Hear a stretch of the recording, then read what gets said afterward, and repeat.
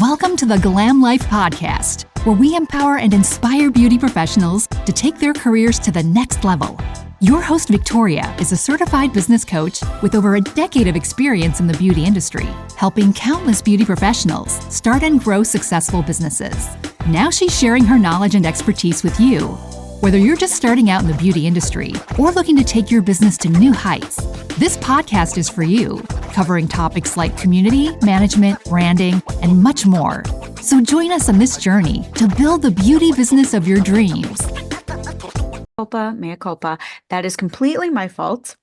I wasn't feeling well about 2 weeks ago, and it lasted about 10 days. So I didn't pick up the computer or edit a single thing. And yeah, maybe I should sit down and batch edit 18 episodes the entire season. I did that with last season. Everything was edited and ready to go and scheduled out and whatever.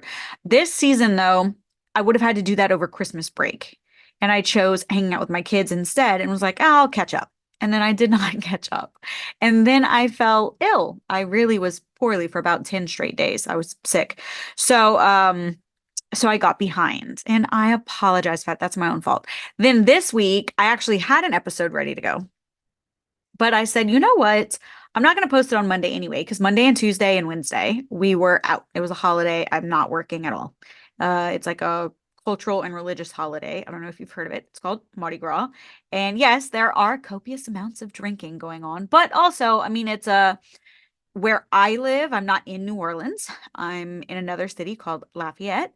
And our Mardi Gras is just a little bit different than theirs. It's not like all booze and beads, but it's also like a family all day, all night kind of. Everybody takes their RVs and puts them on the main street in the middle of town and cooks all night.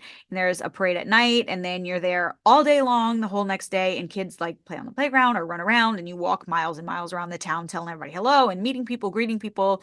And you go back to your RV area, and there's lots of food prepared, like tents set up with just food tables. Almost looks like a production set at a movie, like just craft services are there or something, but your mom and them made the food. It's like a potluck. It's a whole cultural event. So there was not a point in time where I was going to be like, oh, you know what? I should go in and put out this episode, or I should promote this episode, or I wasn't doing any of that. So thank you for waiting for me. I appreciate that. I thought that this week, instead of just pushing out, one of the interviews that I've done for Thursday and Friday of the week, instead, I would come to you and do like an old school episode, like in seasons 1 and 2, where it's just the two of us. And I talk a little bit about business because that's what I do. That's what I do. So what do we want to talk about this week? I know that I've probably beaten you over the head with branding and with figuring out who your ideal client is. But should we talk a little bit about messaging? Because I feel like that's where people are getting lost. And actually, I've franchised the Microblading Institute. We have other educators who teach my curriculum across multiple states at this point, right? But I think that some people, especially those who are looking for something ready-made, which that's how I promote T3, Train the Trainer. That's how I promote franchising, basically, is like it's a bed in a bag. It's a course in a kit. You can teach the whole class. Once you leave here, you've got everything you need to teach. That is true. But I think that because they're thinking, oh, everything's done for me, maybe there's a mindset shift that doesn't happen. That probably happens when you're creating the thing yourself. So a lot of times the content doesn't change. The messaging doesn't change. And then you're wondering like, okay, I've got my certification. I've got the actual class itself. I've got all the kit materials. Like, where are the students? You know what I mean? And for the most part, we get a healthy amount of students at each location. But I have noticed that I have to have this conversation when I first start. So if you are just beginning as an educator, whether you have done a Train the Trainers program and you've purchased a curriculum and you're ready to hit the ground running, or you're actually creating your own curriculum and going through all the steps to become a licensed educational facility like we are, like I'm an actual trade school in the state of Louisiana, run by the Board of Colleges, which is called the Board of Regents. So whatever your pathway is to education, Let's talk a little bit about how that differs from your messaging as a service provider, right? And we can do this like there are many sides of this coin. It's multifaceted because this could also be like maybe you're selling products now, or maybe you're selling, online courses or online products. Do you have an Etsy shop where you sell before and after cards, like care cards, or do you sell forms for different states? I mean, how would you sell forms to people in different states, different countries? But some people on Etsy do it. They do it as a template. Go off, girl, make your moolah. Maybe you have an online store that you want to start selling other people's products. You can't do that and not change the content. All of these things require a change of focus. The focus of your content should be the thing that you want to sell. You've seen this before because you see it when someone launches something. When someone is going to launch something new, their content changes first if they're good at what they're doing, if they're good at launching things. So take Shay Danielle. Shay will mention a problem before she solves it for you. And she'll open up the floor for discussion, right? She'll say, hey, have you guys been having this problem? Or have you noticed this problem? Or, is this affecting you? Number one, she's testing the waters a little bit to see whether or not the thing she's coming out with is relevant to her audience. So this is probably done in the development stage of whatever product or course she's going to be coming out with. And number two, it's starting the conversation, because I don't want to just come at you and start saying, buy my shit, buy my shit, buy my shit, buy my shit, buy my shit, buy my shit. Hi, buy my shit. Bye. Thanks for buying my shit. You don't want to say that. Instead, what you want to do is have an ongoing open line of communication with your audience. And your audience shouldn't be an audience. An audience implies that I'm up here speaking and you are all out there together collectively watching. And that's not what we want. We want a community, which is where there's dialogue back and forth and there's a sense of camaraderie and like we are in this together, right? So your messaging around any kind of product or service or course launch should always start the conversation off before you make an ask. Got it? So you don't want to just walk up to people and say, hi, my name is Victoria. You should buy my shit. You want to actually start a conversation. If someone doesn't know that they have a problem, there's no way in hell they want to purchase your solution. I want you to think about that. If you don't even think it's a problem, why would you buy the solution? So the first thing that we need to do is make sure that we're opening the floor to conversation. The next thing that I want you to do is really listen to the feedback that you're getting. Yes, more than likely, if you've done market research already before deciding to add on this service or start this course or sell these products, you already know that this is an issue that is relevant with your audience, right? And within your community. Now you have to actually listen to the words that they are saying. So when they message you back or when they comment on something or when they vote in a poll or when they answer a story sticker with, where it says questions or whatever, you have to actually look at the way that they word things, because that's going to tell you what they think about the problem. Maybe they word it in a way that's different than you, to where when you say it, they don't recognize it as the problem. But if you can repeat their own verbiage back to them, then they'll say, hey, it's like you're in my head. Like, how did you know? That's exactly what I was thinking. I was just talking about that. How did you know that? And it's like, well, babe, you told me. But it also, reflective listening, as they call it, reflective listening also allows you to deepen the connection with your community. So they know that you care and that you're actually actively trying to solve this problem for them. Now, let's get back to my initial scenario where you used to sell services and still do, but now you want to sell education. If all you do is sell your services through content, look at how beautiful these lips are that I did. Look at how great I can make brows look. If you want to book with me, go to my DM. That is so lazy. Knock it off. If you say, if you want to book with me, the link's in my bio. If you want to book with me, you should DM me. They're not going to do that. They're not going to do that. That is so lazy. Like, no, that you're a million steps. If this is the first piece of content someone ever sees from you, they are so far away from the cash register. That's never going to happen. You have to romance them. You have to kind of love up on your audience, right? So if you have been selling services and now you want to sell a course, I don't want to see how great you do brows. I want to see how great you teach people to do brows.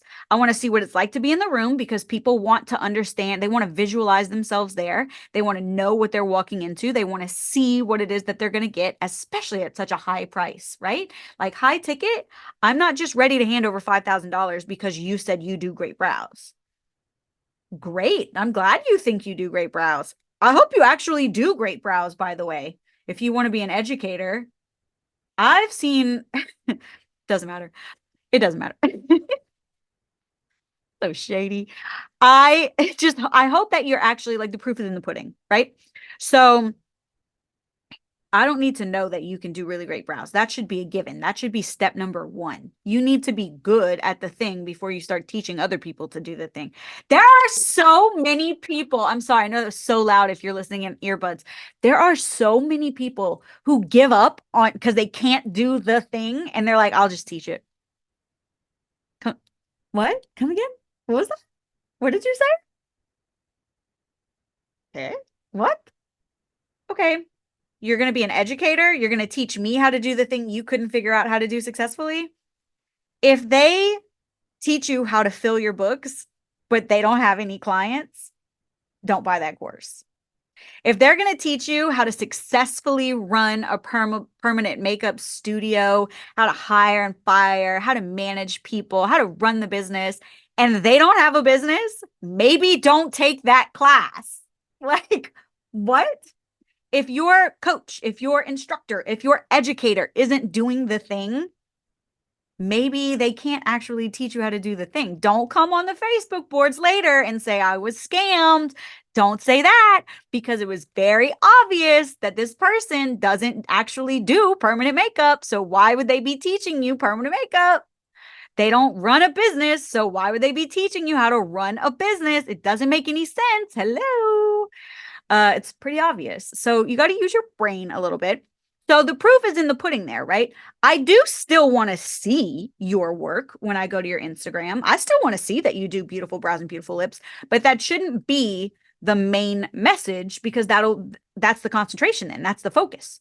Now I think that you just want to sell brows and lips all the time. And I think that's great. You should sell brows and lips if that's what you want to do.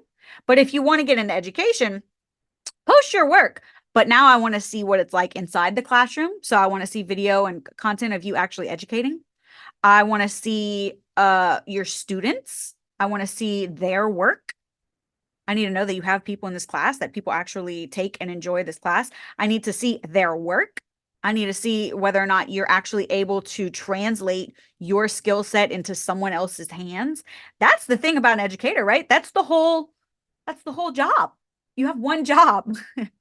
Make me as good as you say you are. And if you can't do that, then why should I pay you $5,000? That's crazy talk. There's a lot of people. There are a lot of people who want to teach things and maybe they're great at it. But if they don't actually know how to teach, it won't translate into the student's hands, right? So that's why I started Train the Trainer because I felt like, oh, I've got this kind of down to a science. I've coached, I don't know, hundreds of businesses to create their own. And nobody wants to sit down and make a manual. And nobody wants to sit down and make a slideshow. Everybody wants to just give their student the microblade and be like, okay, do it. Do it like what I did. Watch me do it on this practice pad. Now you do it. And that's just not enough. People learn 3 different ways, right? Or I'm sure there are a litany of ways, but auditory, visual, and kinesthetic. Like they either have to hear it or see it or do the thing or some combination of that. So you can't just show them one way. It can't just be like, oh, watch this video or, oh, read this manual. It has to be all of it. And then they have to get hands on. They have to actually practice and like work through it. You have to train your hands to do what your brain just understood from the information I gave you. So I need to be able to see when I go to your landing page, your Instagram, your TikTok, I need to be able to see that you have successfully been able to transfer the knowledge from your brain and your hands into someone else's brain and their hands. So if you're only posting work that you did that's beautiful and saying book with me, link in bio, You're a million worlds away. I mean, you're here on Earth and your class is over there on Pluto. Like, I don't know where you think people are going to be signing up for a class with you. They probably don't even know that you're an educator. So I'm telling you, I've had this conversation with 5 different people in 2024, and it is February 14th. So 5 people, 5. Only one of them works with me, and I mean, she's so coachable and actionable, but students, I'm like, hey, I'm doing an Instagram audit right now, and if I weren't your coach, I wouldn't know that you teach permanent makeup. It looks to me like I know listen, I started a fresh new crop over in January, so we're what, 6 weeks in, but let's go. Pick up the pace. Let's go. Let's make some choices here. We are making choices. Let's make some different ones. Let's make some different ones. Your messaging is the thing that you talk about all the time. And I have an entire messaging like workshop, I would say. It's a whole it's a whole organic marketing workshop that takes you from beginning to end. So like figuring out your brand, figuring out who your ideal client is, what's their biggest problem, how do you solve it? Stop right there. How do you solve it? That's the messaging. So the things that you talk about all the time are the things that you become synonymous with, right? So think about like the rule of 7. When you see something over and over and over again in marketing, then you start to your brain starts to picture that brand or that thing with the problem. Like you always see McDonald's. When you think of fast food, you think of McDonald's, right? It's kind of a problem in and of its own. Even if you don't eat McDonald's, when someone says, name a fast food place, more than likely you think of McDonald's. So I need the same thing, right? When I think of this problem that I have, whether it's the reason that I want permanent makeup or the fact that I want to own my time or start a business or get into the beauty industry or whatever it is, I need to think of you. So to do that, I need you to change your messaging to solve whichever of those problems I'm having. Am I talking in circles here? Am I beating you over the head with it enough? Are you understanding me yet? Hello? Does this make sense to you yet? I can say it again if you want. The problem you want to solve, you need to talk about more. Stop talking about things that don't solve the problem. Like you being good at brows doesn't solve the problem of me wanting to get into the beauty industry. Got it? Cool. I have an entire YouTube video about messaging, and I've got this great like marketing playlist on there that kind of walks you through everything. I am going to link that in this episode. I don't often link my YouTube videos. Go and watch the messaging one, and it'll take you step by step through figuring out what your messaging pillars are. And if you find it helpful and you like it, give me a follow over there because I put out videos all the time that teach stuff. That's kind of where the education in this podcast went. I started having guests on and allowing them to share their knowledge. So I needed to share mine somewhere. So that is where I've put it, by the way. I think I just never thought to tell you, but that's where I put it. It's over on my YouTube channel.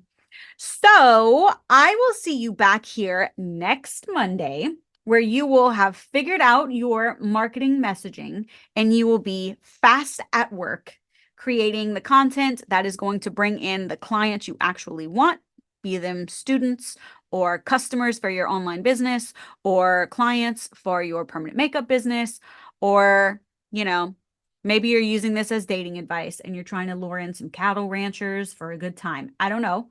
But now you understand that you need to actually talk about the thing you want, not just about the things you already do or already have. And yeah, I will see you back here Monday with one of my best friends in the whole world, Miss Katie Schofield, who's got an amazing offer for you guys. I'll talk to you then. Bye.